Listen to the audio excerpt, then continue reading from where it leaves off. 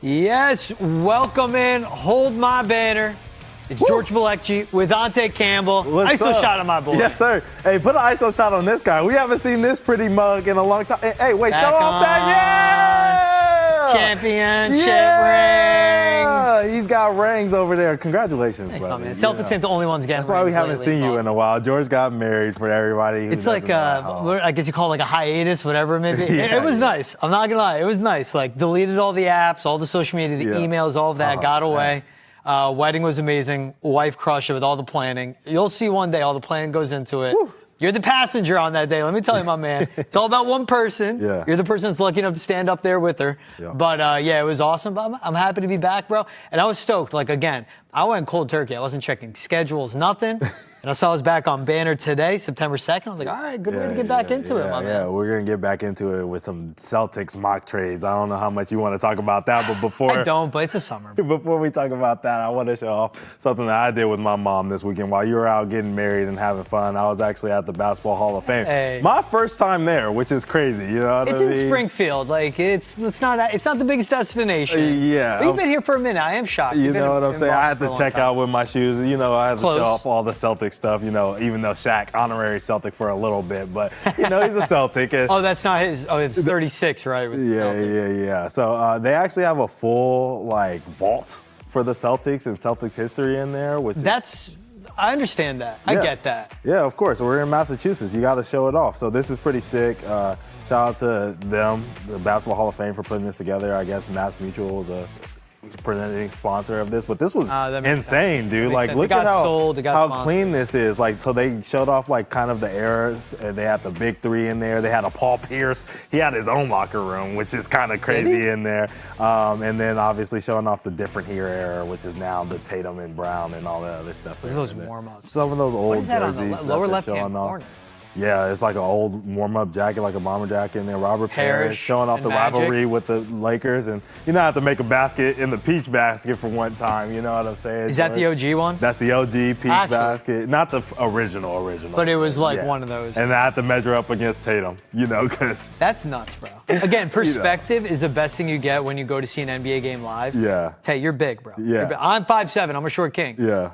And so everyone's bigger than me. But Tay, like I stand next to him, like, God dang it, you're tall every time. And then you next to Tatum, it would be like, what is this guy doing on an NBA floor? Right. That's wild. Wild. Okay, that he's that much taller than me. It's insane. And he's moving probably faster than me, stronger than me, everything. The fundamentals, dude. technique.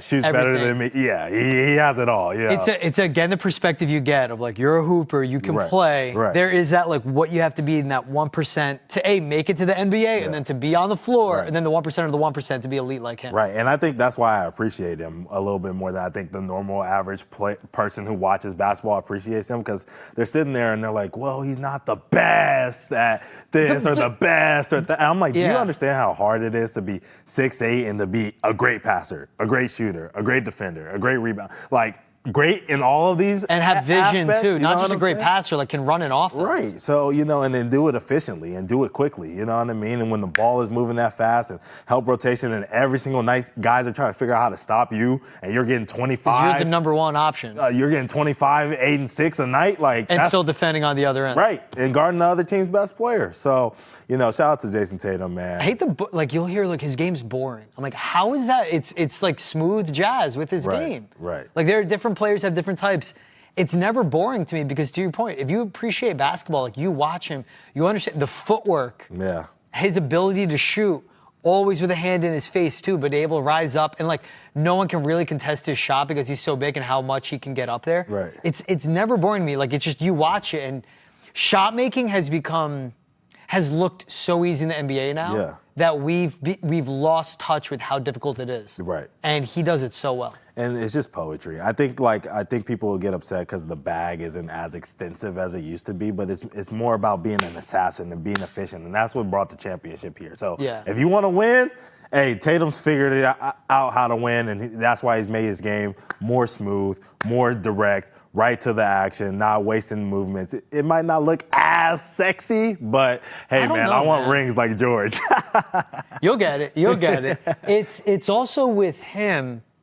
Where like his back to the basket game was actually very underrated, but he's gotten away from that. Now he's more on the perimeter. We'll see when he's back from the Achilles. Right. It's been the evolution of his game too. Yeah. And it's like, I think you and I have spoken about it. It's like, this is back when we first met, 2016. Yep.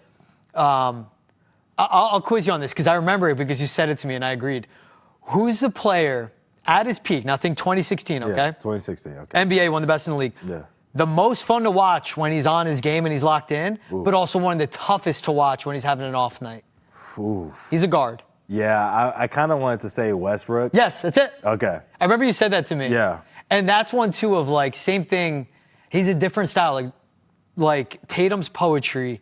Westbrook is like, man, like banger, hip hop, drill. Right, yeah. But when he's on, it's so much fun to watch. But it's just like the difference of it. And you talk efficiency. That's what Tatum has. Yeah. It's stuff that's underappreciated. What was the coolest thing you saw when you were in Springfield for Celtics and then also just overall walking? Man, you know, I think just the coolest thing that I saw was just like learning about the history of the sport and also just seeing how much they appreciate the youth, but also the past. And like women's basketball has a huge aspect of that. I think we, like, you know, as a, you know, male basketball player growing up, you think Basketball Hall of Fame, you think of all my heroes that I, you know, being enshrined in there and all that other stuff. But like, dude, they had so much stuff about like Caitlin Clark. They even had Juju Watkins already, like jersey in there from her freshman year. There was a lot of that type of stuff. What was the significance of that Juju jersey? It was and Caitlin's stuff. I think it was about her like breaking the freshman scoring record or something like that. But you know, just and then Caitlin also being the #1 scorer in Division I basketball, passing Pete Maravich, like the box score and stuff like that, like the stat sheet and all that other stuff from the night that she did that. You know, it was just cool. It was cool to see how much they respected all of them. They had a cool Kobe shrine, and you know, of course, you know, being from Los Angeles, I love that. But you know, it was amazing to see all the history of basketball as a whole. What did they have anything good from Bill Russell? They did have a couple of obviously they do of nice Bill Russell things in there. You know, I don't want to spoil it too much for people who haven't been there, but you know, Bill, he's basketball history, you know, as well. Like I think like over here in Boston we respect him, but like just as a whole, when you talk about basketball, like what he did for, you know, black men in America, also in helping the sport grow and just being a champion on and off the court. Like, I mean, he's just a pioneer for like doing things the right way, you know, as a basketball player. So, you know, there's a lot of great Bill Russell stuff in there, and I appreciated that as well. So, yeah. I loved the story that was from the HBO, like the Celtics series, the doc that just came out. So they get involved in the Basketball Hall of Fame. They get their own HBO series, but it's the Celtics. It's like one of the founding franchises in the NBA, of course, in like all of basketball history. But it was the story of the journalist. I forget his name. He met with Bill Russell someplace in Back Bay. Bill Russell's drinking his martini. He offered it to the guy for a sip. And like Bill Russell's test is if you would literally drink from the same glass as a black man. Back in the day, obviously that was significant. Now it'd be like, yeah, I'll try your beer, I'll try whatever. But it was, that was someone that like, you talk about trailblazers, and I think it's underrated what a player like him back in the day had to go through. He had to be the best in the league, had to overcome the racism, and that's a guy who's like player coach, winning the rings, being the face of a franchise. Like, it was a lot. Yeah, it was a lot, you know, and you know, even it was funny because I was out there and like I saw a video on my timeline came up of Bill Russell talking about how he was the guy who was there when Wilt Chamberlain broke the rebounding record in the NBA at 55, and how he played against him. I was like, that's crazy. Like, imagine being Wilt. I know we're talking about Bill, but imagine being Wilt and getting the rebounding record against one of the greatest centers of all time. So also the guy that was like the Wilt stopper. Like Bill Russell shut him down whenever they matched up. All right. Well, you know, talking about another guy that Bill Russell loved. Obviously, this guy helped name his bridge over there next to TD Garden, the Bill Russell Bridge. He was there. JB. He's in the news again. People are putting out these mock trades, and they want to trade Jaylen Brown. I understand. It's September. I say it's the summer. We're not at the season yet. Oh, actually, wait. Quick story. I got to say. So I took a day trip to Milan during the honeymoon. Okay. And don't go to Italy during August because there's big countrywide holiday. So a lot of shops were closed. But my wife looked up some vintage stores to go in Milan. Like I saw a cool Prada bag, but I was like, I'm good. I'm going to hold off. Got some other things. I walked in. And I go, is that Quentin Grimes? And I was like, nah, let me be. But then his girl was with started speaking English, and I heard him, and I was like, okay, it must be. But I was like, again, he's in Milan, let me let him be. Yeah. I got to a point where I was like, I'm going to wait outside the store because I'm not doing that much shopping. Yeah. He walked out, they're like, hey, man, are you Quentin Grimes? He's like, yeah. I'm like, I'm George from Jersey, nice to meet you. Cool-ass dude. Yeah. Good-ass dude. And I said to him, like, my boys that are Knicks fans hate that you're still not there. Yeah. I understand it didn't work out, but, like, New York still loves you, and he was appreciative of it. So funny, like, crossover. Yeah, that is funny crossover. I have some friends in Texas that grew up with Q, and they love him. So, you know, I've always heard great things. Also funny when I was like, I was asking about other stores. Like, oh, they got some good stuff. And in my head, I'm like, our budgets are not the same, bro. Yeah. But again, he was a cool-ass dude. Yeah, cool. All right, now talking about let's get to JB. Okay, so now we have a mock trade here. I think, who is this? Ethan Houghton? Is that how you say his name? Hutton? Is that how you say it, George? I'll work on the pronunciation. Ethan Hutton? All right, from SI, he's over here proposing a trade that the Celtics Ethan Hutton. and the Magic should make. The Celtics will receive Jalen Suggs, Jonathan Isaacs, 3 first-round picks, as you can see on your screen, a second-round pick, and then the Magic would get in return Jaylen Brown. How do you feel about this trade, George? The fact that none of these first-round picks are protected is good. I need more than Jalen Suggs and Jonathan Isaac. Mm-hmm. Maybe, like, the amount of depth they have.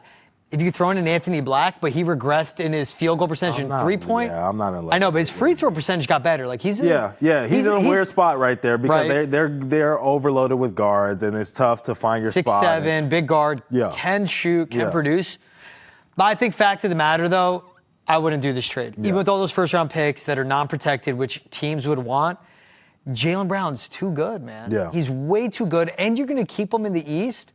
So I do a flat-out no to this. Okay. But the conversation, it does start with all of these picks. And maybe you throw in a Sam Hauser with Jaylen Brown, and then I would need another player. Yeah. But who would you want? Like a Franz Wagner? Yeah. Okay, then him and Jason Tatum become redundant in the same position. I just don't like the fit.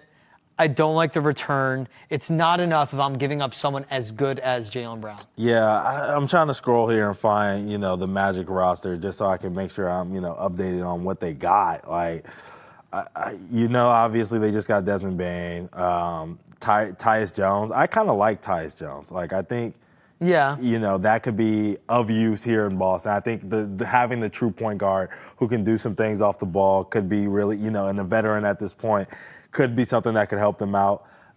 I mean, they're taking flyers on a lot of young people. I personally want, older guys to join this Boston Celtics team because I think they're more ready. Contender championship mode. Obviously, when Tatum gets back, you don't want to be teaching guys still, which they're already doing a lot of that right now. Yeah. So, I'm looking more of that. I mean, this team is talented. I have some people telling me that this team's going to the finals. Like Magic. The Orlando Magic are going to the finals. So, if you're stealing some pieces off a team that... They still need more shooting, in my opinion. I'm not there yet. And we'll talk We'll talk more about them when that season preview comes up for them. But, I just think that the Orlando Magic do have a lot of depth and a lot of talent. A lot of guys who are like, how should I put this? They have a lot of C+, B- guys on their team right now, right? They have an A+.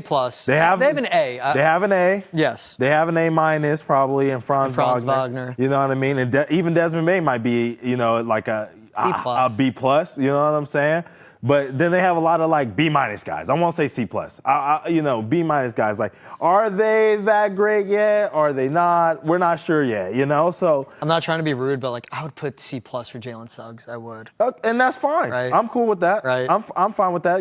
I'm going off a grade, like a 2K graded. Like no. Like if you're in the 80s, you know what I mean? Yeah, it's like that's a B-, right? You know, in school, that's a B-. You just got C+, 79. Yeah. Okay. So that's why I said B-, C+ range. So they have a lot of guys in that range, and it's like, okay, are they going to become B+ guys? Are they going to become A- guys? Yeah. Like we aren't sure, if they're going to become those kind of those guys.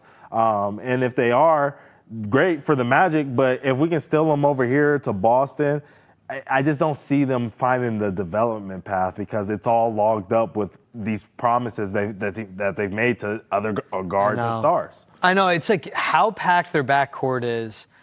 Tyus Jones, Jalen Suggs, Anthony Black, Desmond Bane, Tristan Da Silva, who they drafted from Colorado. He's still coming along, and he's not bad. Yeah, I'm not in love with his. No, I wouldn't want him. Yeah. Here's the thing, like, if I'm the Boston Celtics, okay, I think the perfect way to put it where I'm like, I need more. Yeah. If I'm the Celtics, and the Magic are calling me and say, we want Jaylen Brown, and I don't hear a P to start the next sentence, I'm hanging up.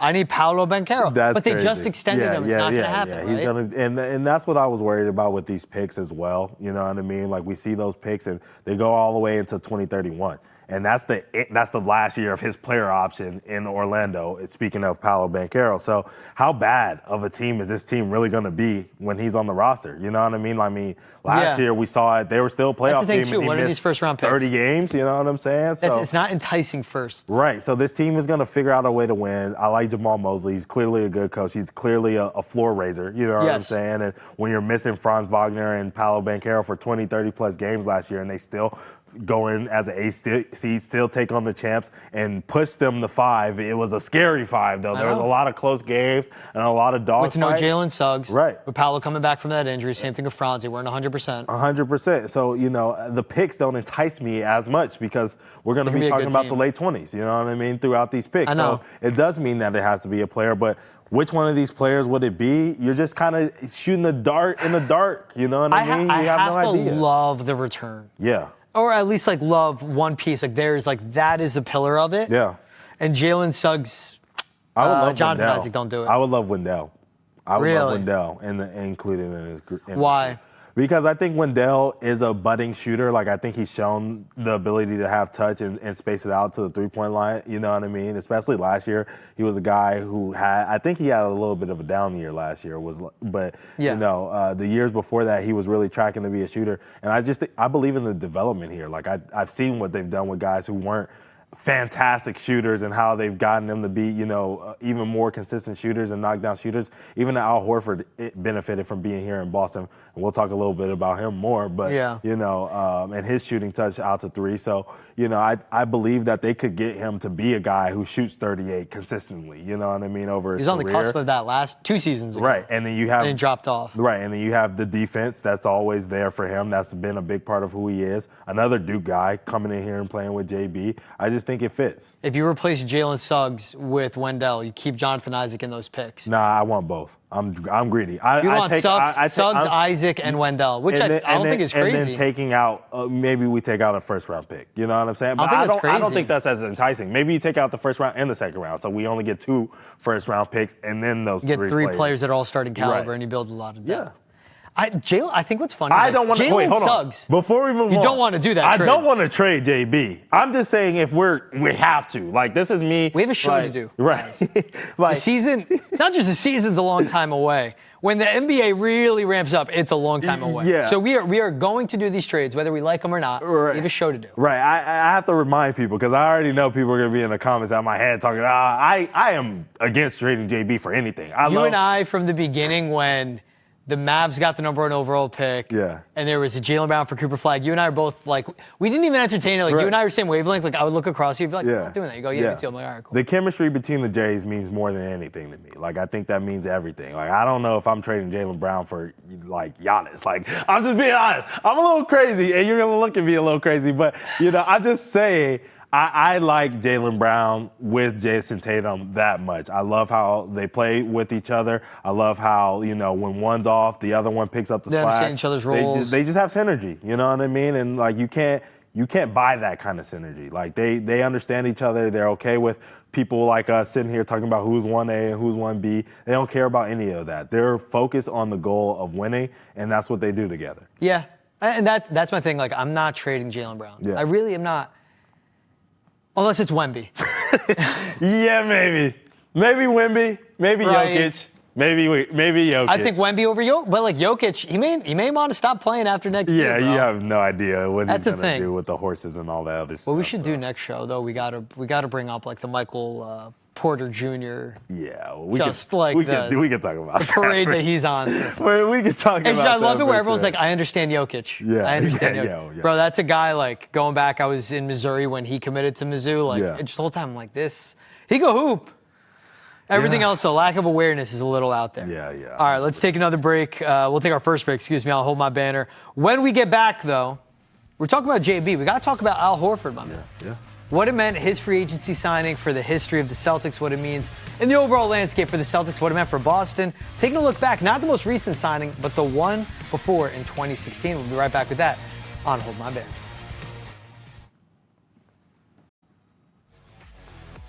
All right, you see the tweet on your screen. CBS Sports ranked Al Horford signing with the Celtics in 2016 as the 17th best free agency signing of the 21st century. Not of the season, of the 21st century, which grabbed my attention. Yeah.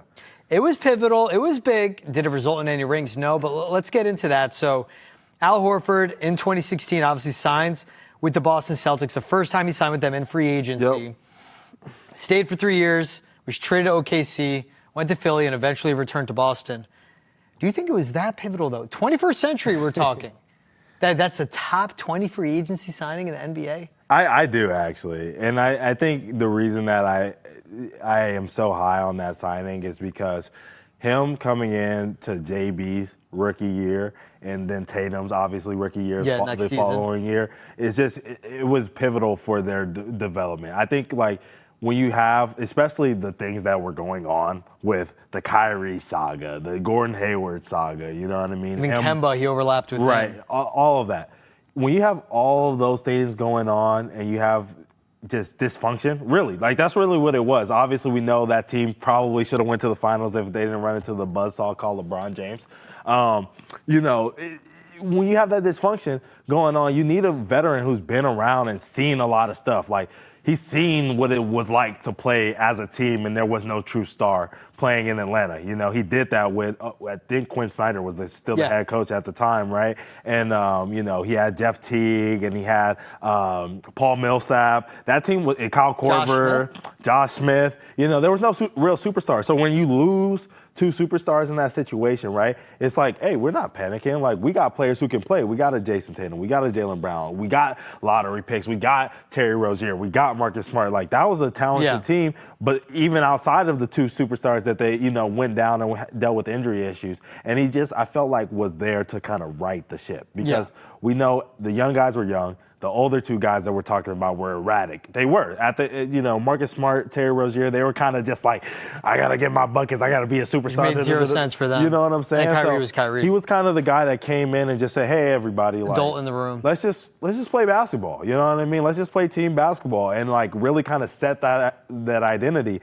And I think he really was there to help Brad. And then, during the times of Ime and during the times of, Mazzulla, like, he's kind of been the constant along with JB and JT. Yeah. And so I think that signing was, as big. Was it bigger than them drafting JB or JT? No. You know what I'm saying? But as far as we talk about free agent signings, it brought Boston the championship in 2024. So I think it is a big deal. I just love, like, it's right behind the Wizards signing Gilbert Arenas in 2003. That guy could have taken that franchise a whole new trajectory. Yes. And fumbled it. He did. It was an interesting signing. I mean, it was big because the number he signed for. Yeah. And him being a free agent coming to Boston, which wasn't common. Right. And for anyone that wonders, like, why? It's the Celtics, it's Boston. Mm-hmm. It's still, if you are a black man or a person of color coming to Boston, like, that is known throughout the NBA circles. And, like, this is not an easy city to acclimate to. And, like, man, I'm Lebanese, but, like, I'm white passing. I even notice it when I'm out and about and, like, every day. Like, I'll be in a store, and I'm just, like, I am technically, like, the minority in the store. It's just all, like, five-eye bro look, Nantucket look, like, white. And that players, like, pay attention to that. Yeah.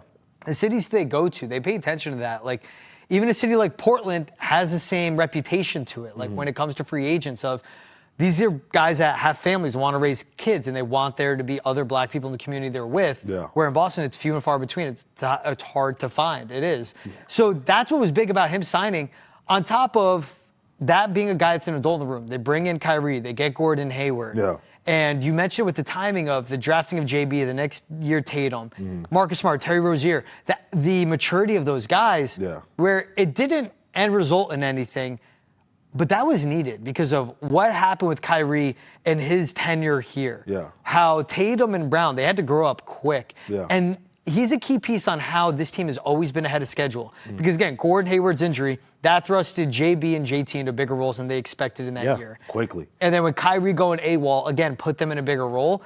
that when they were leaders, and this team, again, was ahead of schedule with the Eastern Conference Finals appearances, making these runs, that was the adult in the room and the guy to be that mentor to them. Yeah, I think it's crazy that you brought that up because I actually did want to take this conversation a little bit of that route. Like, why do you feel like Boston doesn't get more of the premier, you know what I mean, superstars to kind of come here? I mean, we're talking about 18 championships, you know what I'm saying?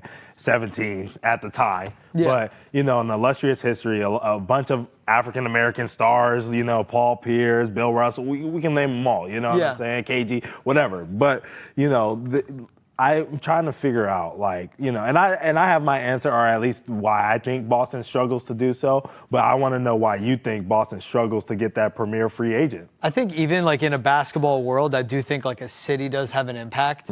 And when it's Lakers, it's Miami, it's the Clippers, you can go south to Texas to play for a few teams.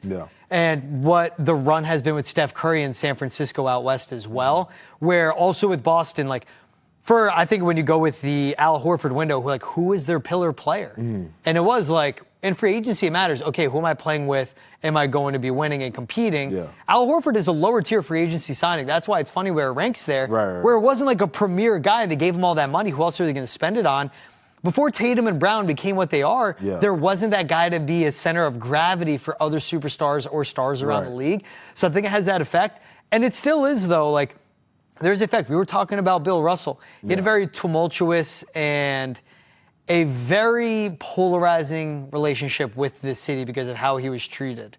And for how the players are, I mean, look across the media landscape. Like, again, I know what I look like. I know who I am. And there are not a lot of people that look like you and Travis that are significant voices or have platforms in this city at a place like Nesson or the radio stations. I think that matters. Like this city still lacks a lot of diversity. It's interesting because it's a melting pot with the universities, with the tech, with the medicine, with everything. You still see a lot of different races, but there are not a lot of black people here in this city, and I think that does matter to an extent. I think it does matter. My issue that I have with the reason that stars don't come or blah blah blah is that every single guy, like, I mean, I know a lot of players, executives, whatever, but like players that I talk to, former players who have played for the Boston Celtics, not just played against the Boston Celtics, but played for the Boston Celtics.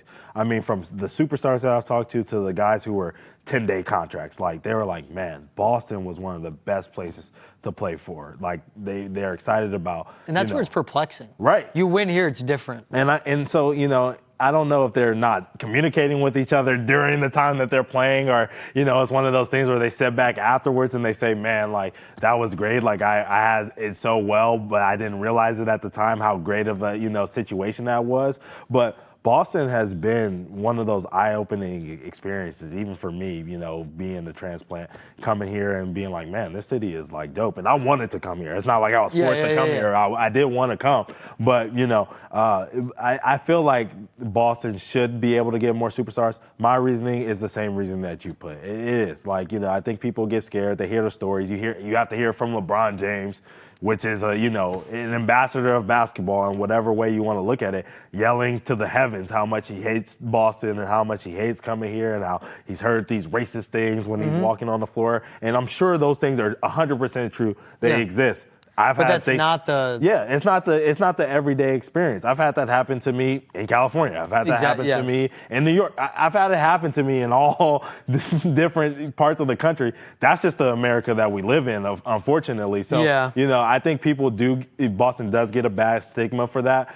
It does have a lot of really great people who are doing a lot of great things in a lot of different communities for a lot of different races. And so, it is frustrating that the premier star doesn't come. I also think that they also don't come because Boston always has a Jason Tatum, a Paul Pierce, it's a reflection on a how Larry they draft Bird, and homegrown. a Bill Russell. Like, you think about the history of this team. They didn't need to push for these free agents. Right. Yeah. It was the 90s, which was kind of dead, and and really, I'm mad that I used that phrase because it was losing Lynn Bias, it was losing Reggie Lewis. They would have had their stars, what I'm saying? And there would have been that gap in between. In the 90s. Like they had D. Brown here, as well, and like what he did was, he was a really good player for the team. 100%. So the Boston has always had the star, and maybe because other stars don't really, especially back in the day, they didn't want to come play with the stars. You know what I mean? Back in the day. Yeah, now it's more of a team-up. Now it is more of a team-up thing, but, they got two now. They got JB and JT. It'd be hard to get anyone because if they're a superstar, if they want to get paid, now I'm not going to get into salary cap and apron talk, but money doesn't make sense. But before that, too, guys want to be the dude. Right. It's also, too, I just think of, though, in the same thing, say if New York or Philly we're at the success rate of what Boston has. Yeah. Again, though, I just think those are more appealing spots to land as a free agent. Yeah.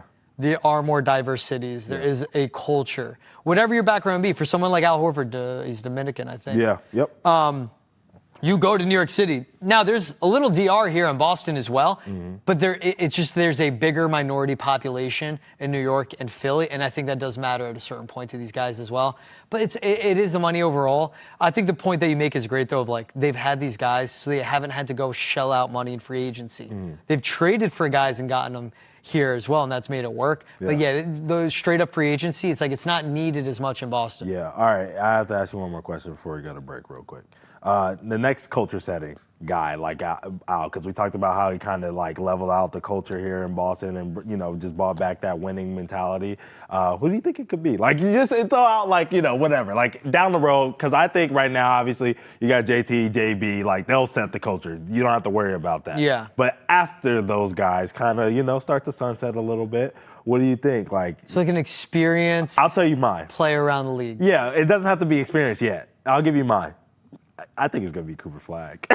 I think Cooper Flagg's going to come to Boston 10 years from now. You know what I mean? 12 years from now. When he's not even 30? Yeah, I wouldn't hate it. Right. Or maybe he's right there 30, still in his physical 12 peak. years from now, and he's the guy who comes in and he's lost a little bit of athleticism, and he just comes in, he's brawling a little bit, a little brolic, a little more brolic, and he's like, I'm the veteran that you guys come to and talk to, and we chill, and everything's cool and calm and collected. I just see that instinct coming out of him. You know what I'm saying? I like that. Maybe I'm a little biased to the main kid, but Cooper Flagg. I mean, it would make sense for why he'd want to come back here. Yeah. The pressure's different, though, if you're the main kid coming back here. Right. But he would know that, but that's a dude that's wired that would want that type of challenge.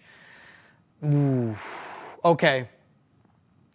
A culture setter down the line. Yeah. This is just a fun combo. Yeah. I'd go Cade Cunningham. Okay. I can see that. I would like that. That would be dope. I would really like Cade Cunningham. And it's funny that you said that because my second answer was going to be Jaylen Brown. I think they're about to go on a run. Yeah. The Pistons are where they, I don't know if they get one. I hope, for whatever Pistons fans' sake, I don't care. Boston, I want to win every single one here. But, for Pistons fans' sakes, maybe they can sneak in one. And then he could come, and I feel like he's a guy that, he feels like he's a calm presence off the court, but on the court, just that wiry, do whatever you need to. Boston identity, you know what I'm saying? So I think Jaylen Brown would be dope. A good one, again, if we were going realistic time, a DeMar DeRozan. That was something but by then, I think Tatum and JB got you for, but if they needed one. He's a guy, like a Cade Cunningham. It's also, to your point of what Al is, it's the mental part of it. Yeah. Who I would love in a Boston Celtics uniform is one of my favorite buckets to watch is Devin Booker. I don't know if he wants that challenge. Nah, and I don't see him as a culture setter. You know what I mean? That too, exactly. And that's the thing of who can come out and do that. Right. I think Cade Cunningham could. I would love that. And he could be at a point. Hey, Cade, if you're watching, dog, you know what I'm saying? I don't know if you like the color green, but it might be a little fun to watch you over here in Boston. I don't know if we got your number, your jersey number. We'll take care of that, all right? Just come over here and set the culture, dog. We figure out the jersey number. That's no issue at all on that one. All right, we'll take another break here on Hold My Banner. When we get back, we'll be taking a Northwest Division preview, talking Utah Jazz. Yes, we're talking about culture setting. They need some culture out in Utah. We'll see if Will Hardy does that. So we'll have that when we're breaking Hold My Banner. But also make sure to know that you can get Hold My Banner merch. It's live. You can pick it up. T-shirts, hoodies, whatever, for Nesson's Wicked Wearables. That's brought to you on NessonWickedWearables.com. Yes, NessonWickedWearables.com, or scan the QR code you see on your screen as well. We got Red Sox merch, Hold My Banner merch, Foxborough Rush merch, whatever you want, Nesson Wicked Wearables.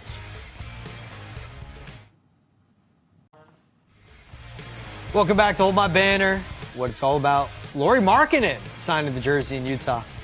It should be all about winning. They haven't done a lot of that. But this is such an interesting team, so deep, so much talent. It's Walker Kessler, It's Lauri Markkanen. It's Kyle Filipowski. It's now Ace Bailey there as well. It's Keontae George, if he can take a step forward. They have so many pieces. They have a good head coach in Will Hardy. Can't say really good yet. Yeah. This is a team that's been tanking for a while. You can only do it so long. So we'll get into a preview on them.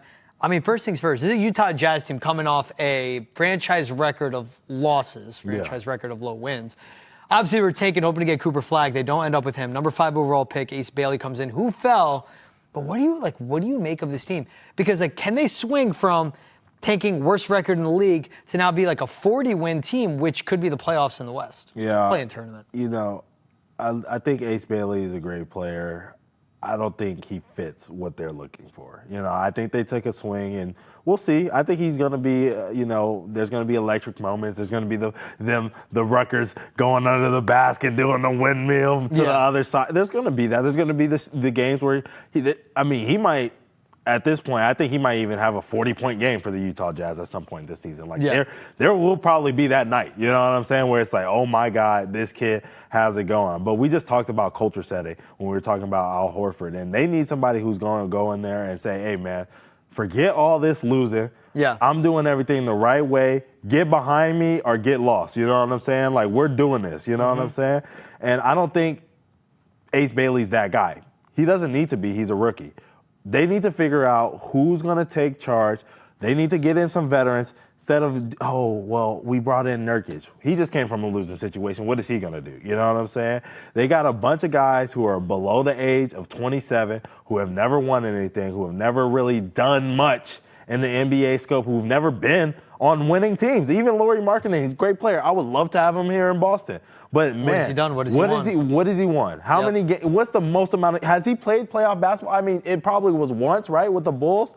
But that was it. This team needs vets who can win. I love the Kyle Anderson signing. The Kevin Love one is also a good mentor to have, but he doesn't play. What is he doing on the floor? That was my thing of as you're saying that, I'm like, all right, what can Slow-Mo do? What can Kevin Love do? Right. But if Kevin Love's not playing, what can he provide? Yeah, he can provide something. They're just not there yet. Think of the Spurs. It's yes, they have De'Aaron Fox, but Harrison Barnes. Right. That's a guy that adds there. That could be someone like that they add. I like Kyle Anderson, but it's the same thing. And no. Lauri Markkanen's never played in a playoff game. Yeah. Not even once. And that's my point. If they were more like the Detroit Pistons and that being that close of a team, it's still a young team, but, a team that took a team to 7 that, is a respected team in the Knicks, a team that's budding, has a superstar already on their team. They don't even have a superstar, you know what I'm saying, on their team. Colin Sexton, John Collins, both gone. Yep. Jordan Clarkson, gone. They opened up everything for it to be Kessler and Markkanen. Yeah. Do what Filipowski does. Isaiah Collier, another guy, ball handler, can't shoot. Keontae Jordan, electric, but lightning in a bottle is inconsistent. Mm-hmm. So, it's who is going to be? And they've been taking swings. I mean, they've been picking in the lottery for a couple of years now. It's it feels like Cody Williams is swing and miss at this point. It's early. Yeah. But it feels like swing and miss. Keontae George feels like a little bit of a swing and miss right now, you know what I mean, as we're talking about, because he's not even a starting guard. You're talking about Taylor Hendricks as well from UCF. That was definitely a swing and miss, it feels like, at this point. Hopefully Ace Bailey and Isaiah Collier can mesh and, it can all work. But right now it just feels like Ace Bailey is going to be the chaotic rookie that runs around. Lauri Markkanen might be frustrated. It feels like at some point he's probably going to be requesting a trade with surrounding him at the end of this year because he hasn't played playoff basketball. I mean, this seems like a team that doesn't really have a direction. They're just acquiring quote-unquote talent. They got to figure it out. Hopefully this year they prove me wrong, but I don't see them having a better year than they had last year, especially with the way the West is stacking up. 17 wins, that's all they got. It feels like 15. You only needed to win 20. It's crazy as it sounds. You only need to win 23 more to be in the play-in tournament. Yeah. They I liked Keontae George coming out of Baylor. I think he's an absolute bucket. But it's the lack of consistency, and it's tough when you have the personality and the ego that comes with an Ace Bailey, and that's what you need in the NBA floor. Right. It's gonna be hard for him to defer to a Lauri Markkanen if that's who you want to be the guy. Yeah. And what is Phil? It's again, we were going on the grading scale. it's a few B minuses. Right. It's potential C's, and it's a lot of D minuses just because of the lack of consistency. Right. And for Will Hardy entering year 4, like, how long can you play this slow game? And with Danny Ainge leading this franchise in this front office too, like, Will Hardy's just 37 years old. Yeah. How long can you play this game of the rebuild and the tanking before eventually, like, someone's got to be the guy. Right. And I just don't see it in Markkanen or Walker Kessler. And, like, I think that's the issue. And Ace Bailey's too young and too raw to be the guy too. Right, and they got a hit on the draft. We talked just recently about how the Celtics. Yeah, Walter Clayton Jr. in the draft as well. Yes, who I do like, and I think he's a good He's asset. just not athletic. Yeah. He can't be the guy. I don't think he's that. You have to have winners, and I think. When you say winners, what do you mean? He won in college. Okay. He won. I didn't know if you meant like winning one-on-one, like, a guy that can just be like a killer. Nah, possession to possession. Right, No, he won. Just need a winner. You just need a winner. You Yeah. know what I'm saying? And he did. And like also like his story, where he's come from. You know what I mean? Like I think he played JUCO basketball, right, or something like that before. And just building. If you make it through JUCO, especially in basketball, right. football is one thing in basketball. And he chose. You know what I'm saying? To go, because he could have played football in college, but chose to do the basketball route, do it the hard way, and the humility and all that other stuff. I'm glad. But just going back to the Utah Jazz and where they are in the standings. You said 17 wins last year. Even if you look at the immediate teams ahead of them, right? The Pelicans, Spurs, Trailblazers, who we'll talk about in a second, and the Suns all got better. The Suns got better by just not having headaches in the locker room, probably. But like, they'll get the F out. or they'll probably at least still be a 36-win team if Devin Booker stays healthy. You know what I'm saying? We'll talk more. That puts you right on the cusp of right. Again. So, all those teams got slightly better. Then you want to talk about all the gigantic, Dallas getting hopefully healthy and adding Cooper Flagg. The Houston Rockets doing what they did going to give Kevin Durant. Even the OKC Thunder just being themselves. Denver Nuggets getting rid of MPJ, bringing in, they have teams over there that have really started to figure it out, and like the continuity of the Timberwolves staying together. All these NBA teams and Luka and LeBron playing more games together. All these teams have more continuity, a year better. They're all figured out. There isn't a lot of newness besides adding impact free agents. A lot of these Western teams are going to be hard to deal with. This Jazz team, like I said, might lose more. They set a franchise record in losses. They might set it again this year. It's just how the West shakes out. Yeah. I don't see anyone that was in the postseason falling out. No. Me With either. the Spurs getting so much The Kings are going to get worse. Okay. How much better are the Spurs going to be? Substantial. Especially if Wemby's fully available. Right. That's the thing with this Jazz. And again, like, okay, when it gets to year 4, right. you're probably like, all right, how happy is Markkanen going to be? And if he demands a trade and demands to leave, who do you get back? Right. There's so many question marks with Utah. And this is, again, like, you try. That is something that you do to only win 17 games. That isn't like, oh, it just happened by happenstance. Yeah. That was a little tank job for sure. You're working towards that, and you did it. Right. Good for them. Right. And it got them, they were hoping to get him Cooper Flagg. Right. And that would have been the culture setter for them. 100%. And the whole conversation would be different. But also, that's the NBA where they don't want teams tanking. Yeah. It's right to have the lottery in a way of like the worst teams have a better chance. But you don't just gift it so people tank. Right. They got the 5th pick. They got Ace Bailey. Like, it was fitting for them to get that. They shot for upside. But like, my thing is like, Ace Bailey can be Paul George. But Paul George sells tickets. He does. What wins? What wins? Yeah. This is the Utah Jazz. We're talking about Danny Ainge here. You know what I mean? He wants to win.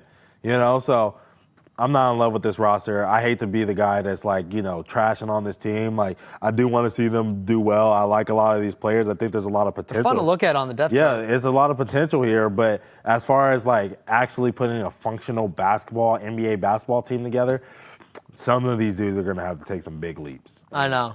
I hope they do. Mentally, like maturity, and with their ability as well. 100%. If you would pick someone between Isaiah Collier, and Keontae George, guys that have actually played. Yes.